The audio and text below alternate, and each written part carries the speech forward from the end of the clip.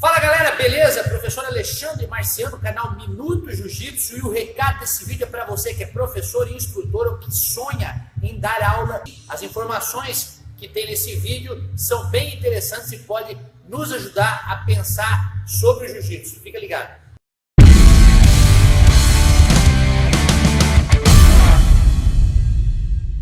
Beleza, galera? Esse vídeo, na verdade, é uma resposta ao mestre Malibu, que fez um vídeo no canal dele. O título do vídeo é Mestre ou Marca, e ele pergunta nesse vídeo a minha opinião. Ele até fez uma confusão lá, confusão com o meu nome, confusão com o canal. Ele misturou as coisas, falou o Márcio do canal Minuto, muito mais ação, confundiu eu com meu amigo Jaime. Acredito que o Jaime também depois possa tecer algum comentário nesse sentido. Mas o conteúdo do vídeo trata da questão chamada, inclusive, pelo mestre lá, da monopolização do jiu-jitsu. O que grandes times têm feito em relação ao posicionamento dele frente aos seus professores. Achei o tema bem legal e achei muito interessante tecer algum comentário nesse sentido. Quero frisar aqui que essa é a minha visão, é o meu ponto de vista. Eu não sou dono da verdade e acho muito interessante, inclusive, que se vocês puderem deixar nos comentários aí embaixo a ideia de vocês, o posicionamento de vocês, e aí talvez desse vídeo saia alguns desdobramentos e a gente possa conversar um pouco mais sobre isso. A primeira coisa que eu quero dizer é que, na verdade, nós precisamos fazer algumas perguntas. Você, professor, você, instrutor, você que quer um dia dar aula de jiu-jitsu, você precisa responder algumas perguntas para você mesmo.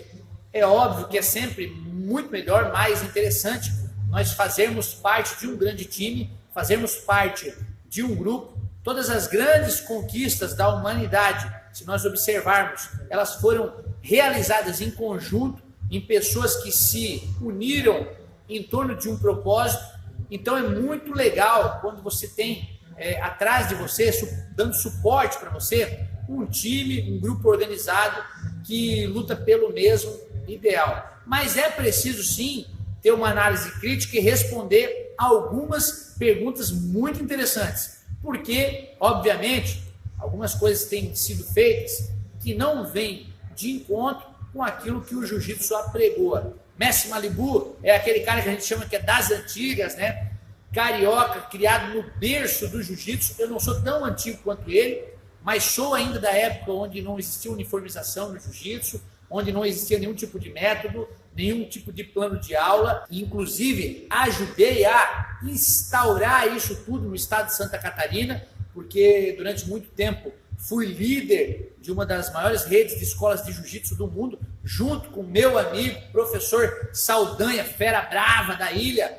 Então, sei bem quais são os pontos positivos e alguns pontos que, na minha visão, na minha ótica, precisam ser melhorados. A primeira pergunta que a gente precisa responder é sobre a questão da uniformização. Cara, um ponto muito interessante que a gente já tem que avaliar desde cara, sendo professor, instrutor ou alguém que vai trabalhar futuramente com o jiu-jitsu, é a questão da uniformização. A uniformização é altamente necessária no jiu-jitsu. As grandes equipes fizeram um incrível trabalho nesse sentido, instituindo uniformes. Isso dá um padrão visual muito melhorado, isso promove a igualdade dentro do grupo e mostra para toda a comunidade quem nós somos realmente. O grande problema que eu vejo nisso é quando algumas instituições detêm a venda única e exclusivamente para uma meia dúzia de senhores feudais que estão atrás das mesas. Eu acho que o kimono ou qualquer outra peça de vestuário que represente o meu time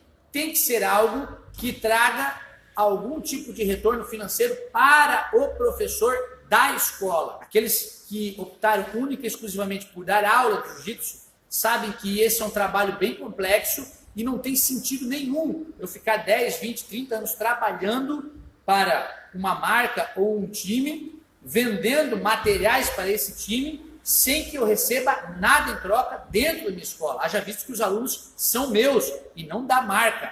Então, eu acho que é muito importante essa questão da uniformização, que todos criem. Quem precisa e quem deve, obrigatoriamente, se beneficiar desse processo de uniformização dentro de uma relação de custo-benefício e qualidade bem estabelecida é o professor dono da escola. Na SET, por exemplo, nós temos um padrão de uniformização, porém, nossos professores adquirem esse material direto no fabricante, se quiserem. Se não quiserem, o aluno compra direto no site e, colocando o nome do professor lá, ele transfere para o professor uma comissão, sem que o professor precise colocar dinheiro nesse processo. Eu, inclusive, também não gosto de vender kimonos dentro da academia, até vendo um ou outro, mas não gosto muito de fazer essa venda direta. Prefiro que o aluno vá e compre no site, porque gosto de ficar muito focado na aula, é o que eu sou apaixonado em fazer. Então, acho que um dos principais problemas que eu vejo nisso que o mestre Malibu chamou de monopolização é essa questão de que um pequeno grupo de pessoas ficam se beneficiando do trabalho de todo um alto contingente de professores que fazem com que aquela marca realmente exista. A segunda pergunta que eu respondi para mim mesmo, eu acho que nós precisamos responder é: o seu time usa 2 pesos e 2 medidas? Nós vemos algumas marcas apertando demais alguns professores em alguns sentidos, certo?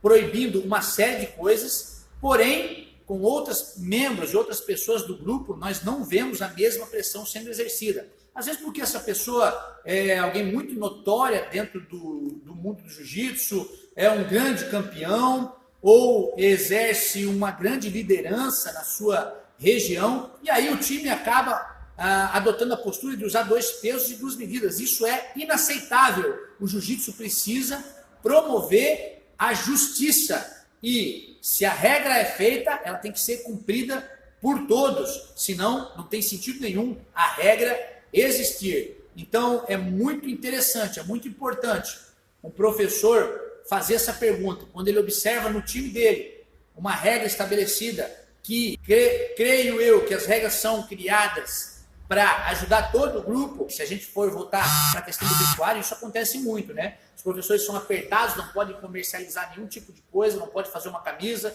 não pode fazer um adesivo, e alguns membros do grupo fazem o que querem, criam a marca que querem, vendem o que querem, inclusive às vezes tem escolas com outro nome e vão lutar campeonatos única e exclusivamente com o nome daquele time. Então, na verdade, o time está usando 2 pesos, 2 medidas. Quando é interessante para mim, ele é do meu time. Quando não é, eu me calo, fecho os olhos, faço que sou surdo e deixo passar. Eu não consigo conviver muito bem com isso. E acho que todo mundo que quer dar aula, quer viver do jiu-jitsu, precisa responder essa pergunta para si.